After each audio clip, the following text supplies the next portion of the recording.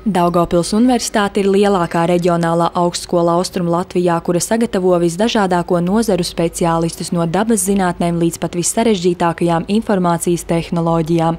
Šajā mācību gadā studentu apmācības procesu un zinātniski pētniecisko darbu atvieglos jaunais mācību aprīkojums, kas saņemts īstenojot Eiropas Reģionālās attīstības fonda finansēto projektu Daugavpils Universitātes studiju programmu kvalitātes uzlabošana un vides pieejamības nodrošināšana. Vienu no saņemtajiem aparātiem zinātnieki jau šovasar izmēģināja Daugavas Viļņos. Man aiz muguras ir mūsu viens no pašiem jaunākajiem aparātiem. Tātad tas ir, izskatās viņš kā maziņš kuģītis, viņš tāds arī ir. Tas ir aparāts, ar kuru palīdzību var mērīt caurplūdumu lielās upēs, arī tik lielās kā Daugava un pat vēl lielākās. ASV firmā Sontex ražotā ierīce ir aprīkota ar antenu un GPS uztvērēju, kas uztver satelītu signālus.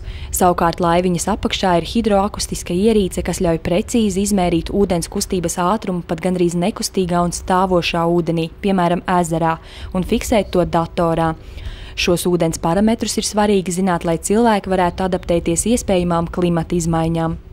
Vienmēr cilvēkiem, kas dzīvo pie upes, pastāv bažas un draudi, kad būs plūdi.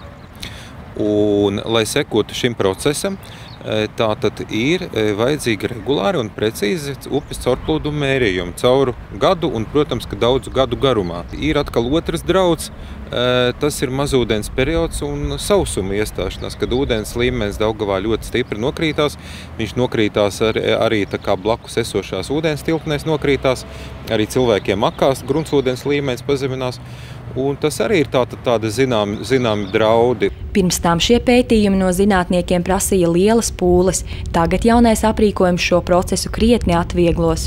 Pirms tam mēs to darījām ļoti sarežģīti un ļoti mokoši īstenībā. Ja pašlaik tas darbs aizņem burtiski dažas minūtes, tad pirms tam, pirmkārt, tik lielās upēs kā Daugava vispār bija ļoti problemātiski, tāpēc, kad tad bija jālaiž tāds mehānisks propellerītis, kas griežās, un faktiski mēra ātrumu. No Lauceses upes ietekas Daugavā pārceļamies Daugavpils Universitātes dabas zinātņu un matemātikas fakultātes informātikas katedras laboratorijās. Te projekta ietvaros saņemts iespaidīgs tehnikas un programmatūras kopums, nomainot jau novecojušo materiālu tehnisko bāzi. Pirmām kārtām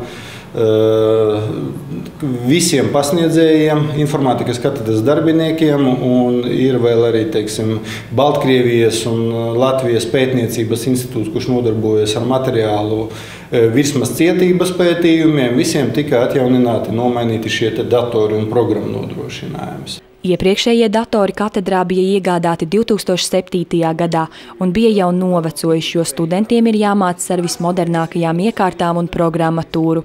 Sadarbībā ar Microsoft Latvija tika veikta operētāja sistēma un programmatūras modernizācija. Starp katedrā saņemtajām iekārtām ir arī tādas, kas svarīgas topošajiem pedagogiem. Plus vēl šajā datorklasē mums ir uzstādīta viena no labākajām interaktīvajām tāfelēm. Tāda veida tāfeles tiek piedāvātas arī skolās mācību procesā.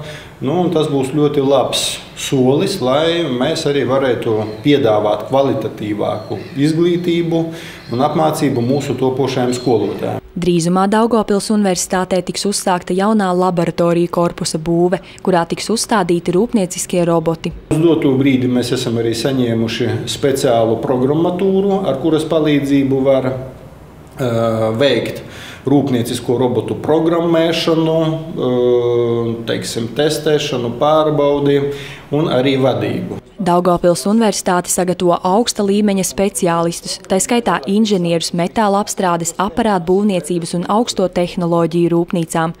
Projekta ietvaros saņemtā aparatūra ir viena no modernākajām Latvijā. Daudzi jaunieši savām studijām ir izvēlējušies Daugavpils Universitātes dabas zinātņu un matemātikas fakultāti, jo viņi apzinās, ka tieši te var iegūt konkurētspējīgu izglītību.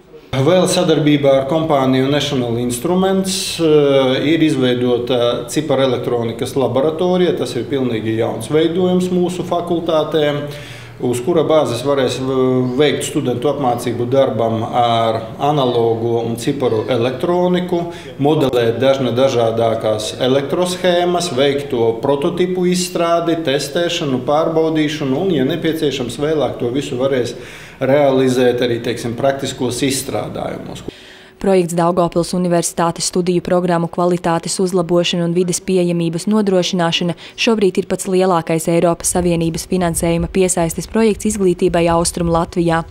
Tā ietveros paredzēta gan iekārtu, instrumentu aprīkojumu un informācijas tehnoloģiju modernizēšana, gan arī mācību korpusu renovāciju un piemērošana cilvēkiem ar īpašām vajadzībām.